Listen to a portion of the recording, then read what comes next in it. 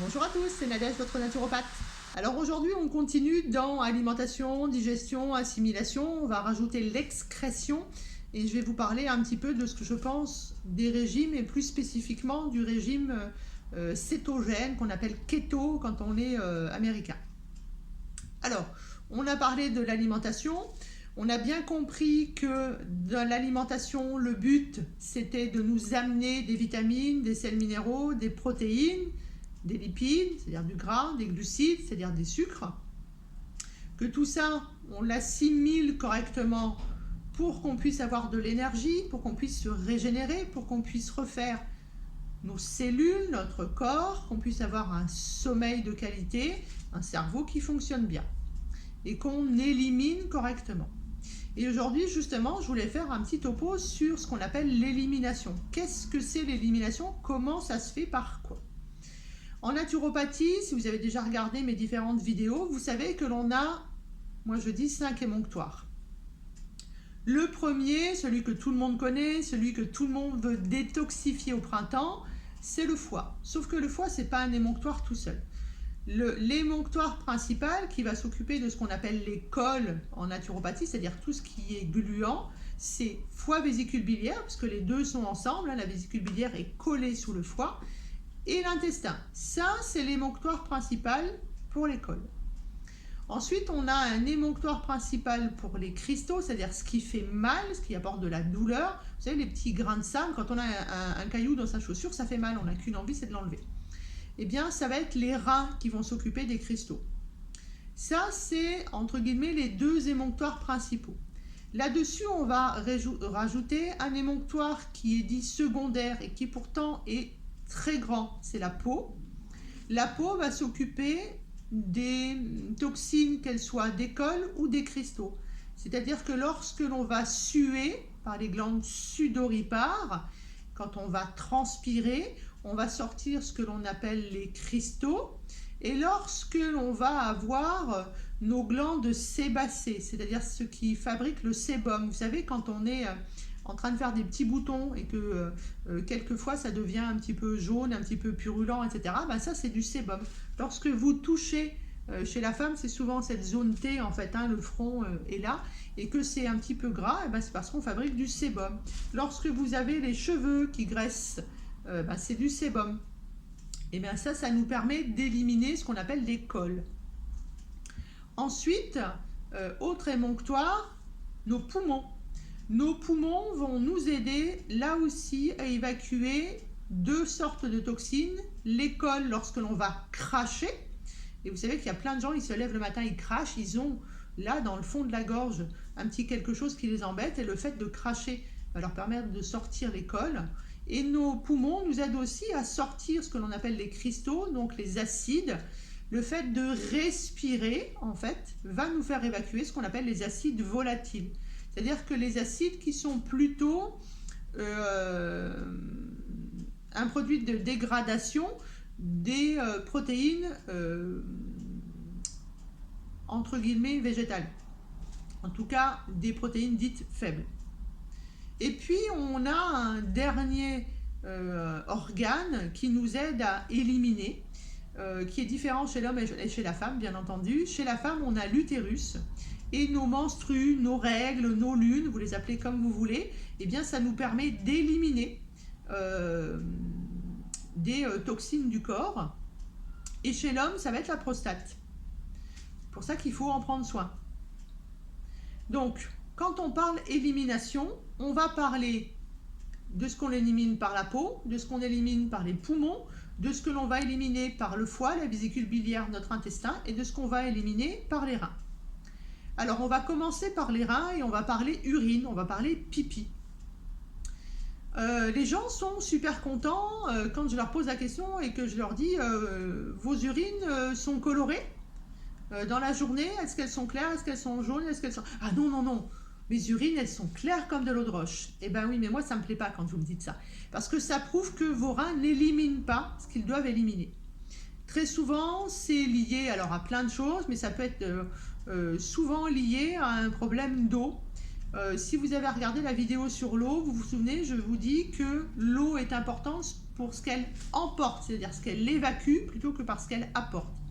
Si vous buvez de l'eau qui n'est pas de qualité, qui est trop minéralisée, ou qui est chlorée parce que vous buvez l'eau du robinet, ou que vous buvez de l'eau qui sort d'un adoucisseur, eh bien vous allez enlever l'équilibre, l'homéostasie, hein, vous avez habitude de ce terme maintenant, et eh bien vos reins seront fatigués et vous n'allez pas éliminer correctement.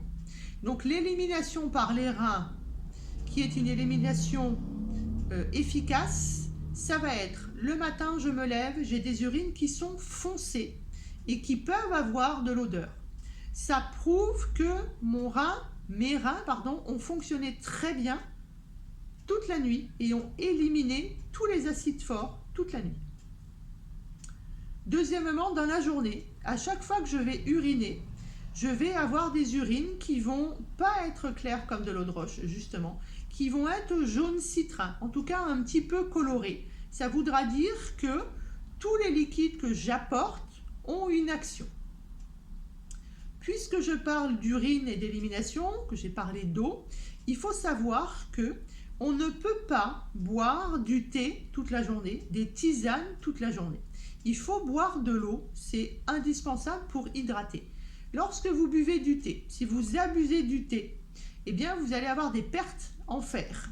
Le thé, en fait, empêche le fer d'être fixé correctement. On ne va pas faire un cours de chimie pour savoir comment ça se passe. Ce n'est pas important. L'important, c'est de se dire, si je bois trop de thé, qu'il soit vert, noir, jaune, bleu, rouge, ce que vous voulez, orange, eh bien, le thé, ça empêche le fer d'être fixé. Ensuite, c'est quelque chose qui n'est pas forcément complètement désaltérant. Si vous buvez des tisanes, c'est déjà mieux que du thé. Même si on sait en naturopathie que le thé vert, c'est un atout très intéressant, notamment le matin, quand on a, vous savez, besoin un petit peu d'avoir de l'énergie pour se réveiller et puis pour rentrer sur notre journée de travail, eh bien, il vaut mieux prendre du thé vert que de prendre du café, on est d'accord. Donc on peut prendre un thé dans la journée, voire peut-être, si ça ne nous empêche pas de dormir, un deuxième thé à 4 heures ou à 5 heures, mais pas plus. On ne boit pas du thé dans son thermos toute la journée. On peut boire des tisanes. La tisane, elle ne va pas être là, pareil, pour vous déshydrater, même si elle vous apporte du liquide, elle est là pour vous amener des principes actifs de plantes. Et bien ces principes actifs de plantes, quelle que soit la raison pour laquelle vous les prenez, ça va être là pour faire une action dans le corps. Ça ne va pas être là pour vous hydrater. Donc, moi j'avais un prof d'homéopathie qui me disait toujours, je bois un mug de thé ou de tisane, je bois un verre d'eau. D'accord ? On ne compte pas sur ces boissons chaudes pour nous désaltérer, pour nous hydrater. Ok ? Donc, pour ce qui est élimination des reins, donc le pipi doit être coloré et je m'hydrate régulièrement, c'est-à-dire un verre d'eau toutes les 2 heures, on dit en général. Je ne bois pas pendant les repas, je vous le rappelle, et je peux boire un petit peu de thé vert. J'évite le thé noir, c'est une catastrophe. Le thé noir, c'est pro-oxydant, c'est de la cochonnerie. Si vous saviez d'où ça vient le thé noir, enfin franchement, vous n'en boiriez plus. Je peux boire des tisanes, mais c'est pas ça qui fait ma boisson journalière, parce que c'est important d'avoir des urines qui sont colorées. D'accord ? Deuxième élimination importante dans notre corps, c'est notre fameux caca. D'accord ? Il y en a qui appellent ça les fesses, les selles. Ben, ça s'appelle du caca. Et à l'époque, quand on demandait aux gens comment allez-vous, c'était comment allez-vous à la selle. Parce que le fait d'aller à la selle d'une certaine manière, on va voir quelle manière, ça prouve que notre corps fonctionne correctement. Alors, logiquement, on va faire caca 1 fois par jour, voire 2. Il n'est pas normal, toujours entre guillemets, d'aller à la selle 4, 5, 6 fois par jour. Il n'est pas normal d'aller à la selle toutes les 2 ou 3 jours. D'accord ? Maintenant, c'est à mettre en rapport avec votre alimentation. Si vous mangez en suivant, par exemple, les recommandations que j'ai données sur plusieurs vidéos, vous allez logiquement bien assimiler. Le caca, les selles, c'est le produit de dégradation de tout ce qu'on n'a pas assimilé. Ce qui veut donc dire que lorsque j'assimile correctement, je ne dois pas faire des gros caca. Ok ? Si vous faites des gros caca, c'est que vous n'avez pas assimilé ce que vous avez mangé. Ok? On ne mange pas pour faire caca. Ensuite, si vous mangez beaucoup de fibres, c'est-à-dire des légumes, des céréales complètes par exemple, forcément vous allez avoir le ventre qui va gonfler, c'est logique, d'accord? La cellulose, les fibres qui sont contenues dans les légumes, dans les fruits, eh bien elle gonfle, hein, d'accord? C'est des grosses bulles entre guillemets, on va dire d'air, la cellulose. La cellulose, elle est indispensable parce qu'elle donne à manger aux bactéries de notre microbiote. Donc on doit manger des fibres crues et cuites, pas que du cru. Là aussi, c'est pas bon, d'accord? Sur certains tempéraments, ce qu'on appelle les tempéraments dits neuroarthritiques, c'est-à-dire rétractés en naturopathie, on évite de manger trop de cru, d'accord? On commence toujours par la petite crudité, souvenez-vous. Eh bien, si je mange beaucoup de fibres, c'est normal que j'ai le ventre qui gonfle. C'est logique, c'est pas parce que j'ai grossi. J'ai le droit d'avoir le ventre qui gonfle à partir du moment où ça me fait pas mal et à partir du moment où derrière, j'ai pas de ballonnement, j'ai pas de paix odorant. D'accord? Voilà. Si je mange, alors moi je l'ai fait une fois, c'est une expérience que je partage volontiers avec vous. Au tout début, quand en 2008, je commençais mes cours de naturopathie, j'ai changé ma manière de manger aussi. Et un jour, j'ai eu la bonne idée, parce que j'avais trouvé ça au marché, de manger des brocolis et des topinambours ensemble. Bien entendu, j'ai mis plein d'aromates, j'ai mis de l'ail, de l'oignon. J'ai passé une journée, entre guillemets, hyper ballonnée, à péter d'enfer. Bah oui, mais j'avais mangé une tonne de fibres. La topinambour, c'est quelque chose qui fait énormément péter. L'ail et l'oignon aussi. Donc c'est normal, ok? D'ailleurs, il y a des pays, des coutumes où lorsque l'on rote à la fin du repas ou lorsque l'on pète, ça prouve qu'on a bien mangé, d'accord? Donc je ne dis pas qu'il faut qu'on pète tous les jours, je dis juste qu'en fonction de ce que vous mangez, vous avez le droit d'avoir le ventre qui gonfle, vous avez le droit de péter. Là où ça devient moins bon, moins signe d'équilibre, c'est quand les pets commencent à sentir mauvais, d'accord? Donc vos selles vont correspondre à ce que vous mangez. Si vous ne buvez pas assez, si vous êtes sédentaire, c'est-à-dire que vous ne bougez pas assez, si vous ne mangez pas assez de fibres, si vous faites des mauvaises associations alimentaires dont on a parlé dans la dernière vidéo, bien entendu que vous risquez d'être constipé ou que vous risquez d'aller en diarrhée. D'accord? Donc, nos sorties, nos selles sont très importantes pour nous libérer des toxines alimentaires, mais aussi des toxines de tout notre corps, c'est-à-dire ce qui arrive quand nos cellules, elles sont comme nous, elles font pipi caca de la même manière, donc il faut évacuer tout ça, il faut évacuer toutes les pollutions qu'on a autour de nous, et puis même si on mange le plus bio possible, et vous savez ce que je pense de cette expression, eh bien on a des toxines, d'accord? Donc les toxines, elles sont éliminées par tous ces émonctoires, elles sont donc éliminées aussi par notre intestin, ok?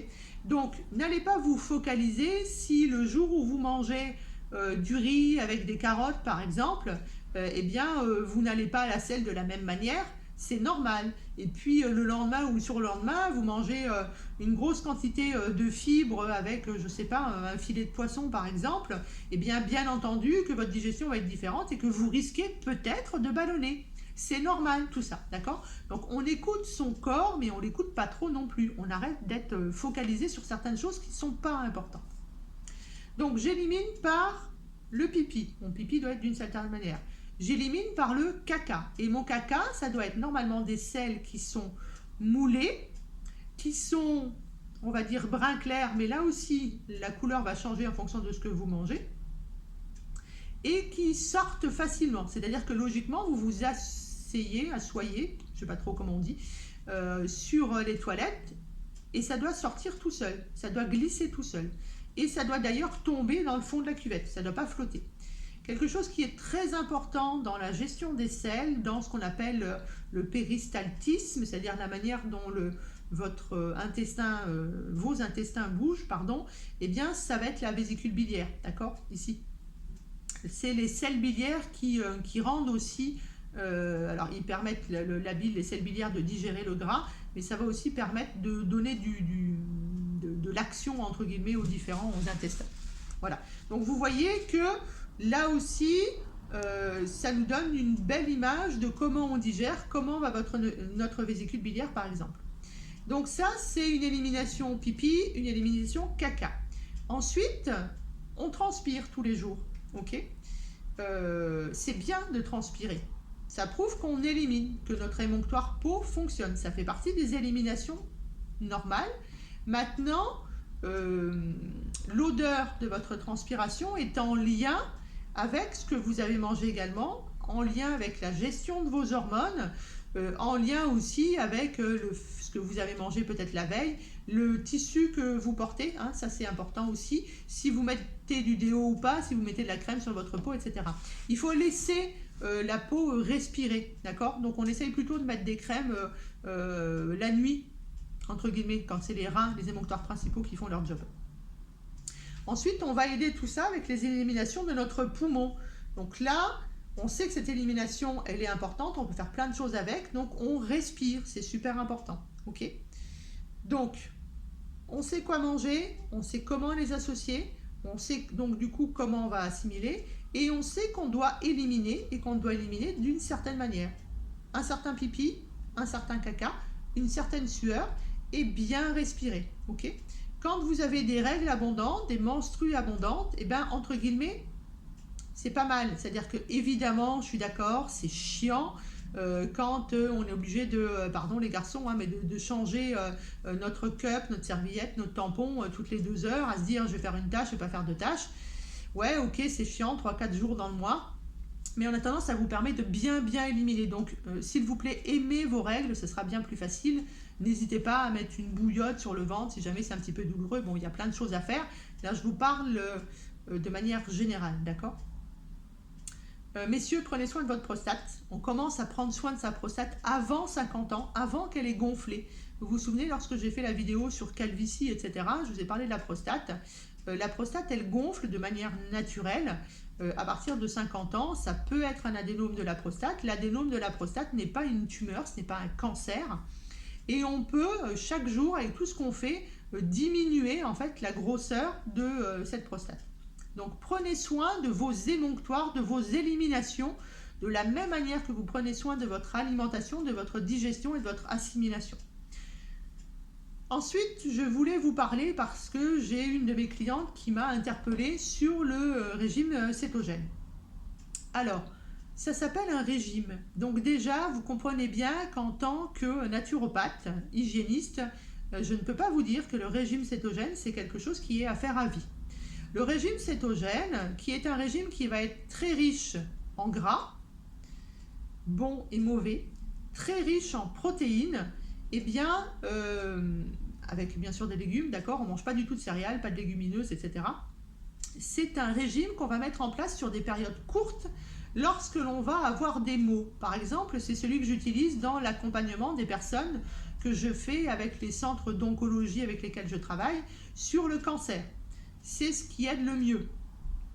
Ensuite, on va pouvoir s'en servir aussi sur une courte période. Quand je dis courte période, c'est 1-2 mois en général, pour toutes les pathologies inflammatoires, et notamment toutes les pathologies inflammatoires de l'intestin, qu'on appelle les MICI, maladies inflammatoires chroniques des intestins. Ça peut être sur une endométriose, ça peut être sur une grosse arthrose, etc. En tout cas, c'est un régime, donc c'est sur une courte période. On ne mange pas cétogène toute l'année. Pourquoi? Parce que beaucoup trop de gras, il nous faut du gras, il nous faut du bon gras, mais là vous avez beaucoup trop de gras, et dans ce gras d'ailleurs vous avez du gras saturé. Il y a beaucoup trop de protéines, et ce qui va vous donner l'équivalent de, à l'époque, ça doit parler beaucoup aux plus anciens, du fameux régime Ducan. Vous savez que le régime Ducan, il a été interdit en France, tout simplement parce qu'on vous faisait manger trop de protéines, et quand on mange trop de protéines, eh bien on fout en l'air 2 organes très importants qui sont là derrière, qui s'appellent les reins, et qu'il y a des gens en fait qui se sont retrouvés en dialyse, c'est-à-dire tous les 2 jours avec un cathéter ici ou là, à être branché à une machine pour survivre parce que vos reins font plus leur travail et qu'il faut que ce soit la machine qui fasse le travail des reins.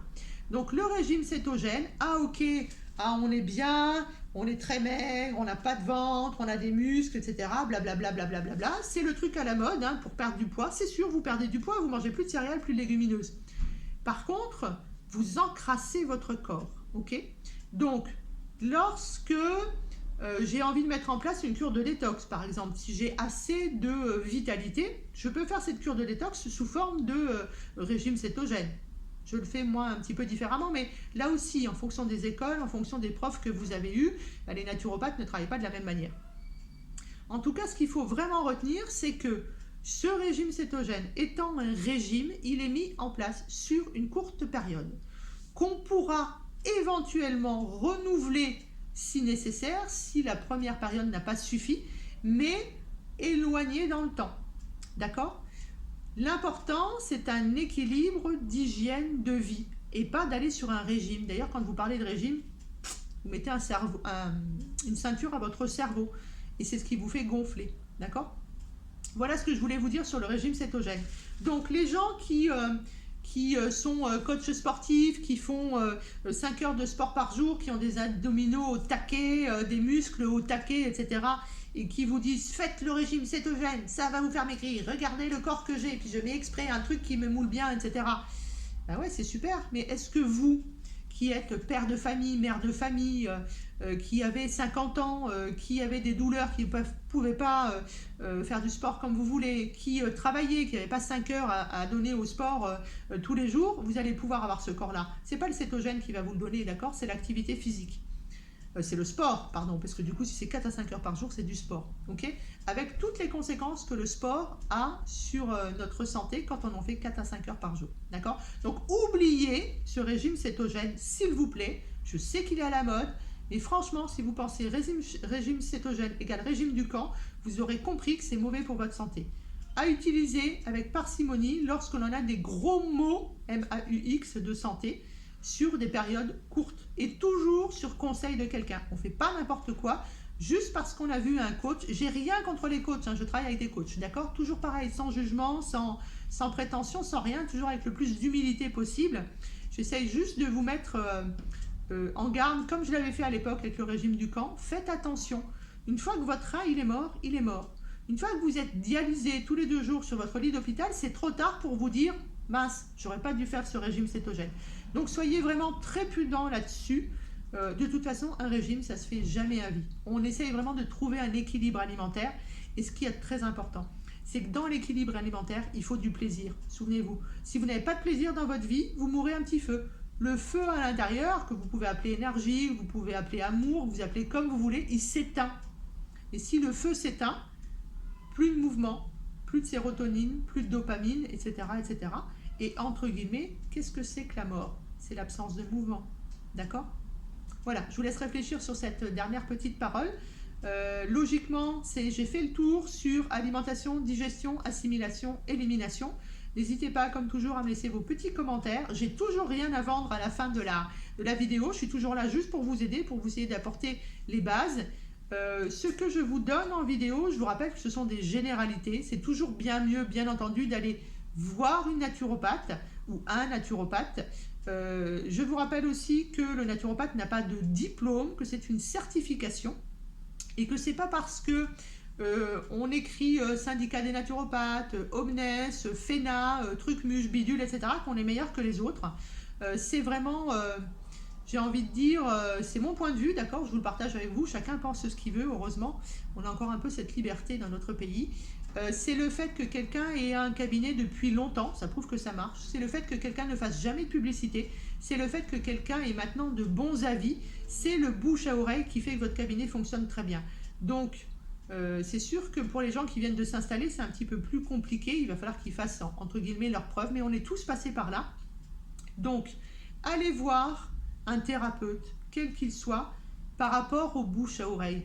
Ce sera votre plus grande chance de trouver quelqu'un qui est compétent. D'accord ? Voilà, c'était Nadège, votre naturopathe. Rien à vendre derrière. Prenez soin de vous. Prochaine vidéo, quand vous voulez. Je vous laisse me donner une idée. Conférence sur la thyroïde, logiquement, je pense vers le 10-12 juin. On va voir un petit peu comment ça se passe. À bientôt!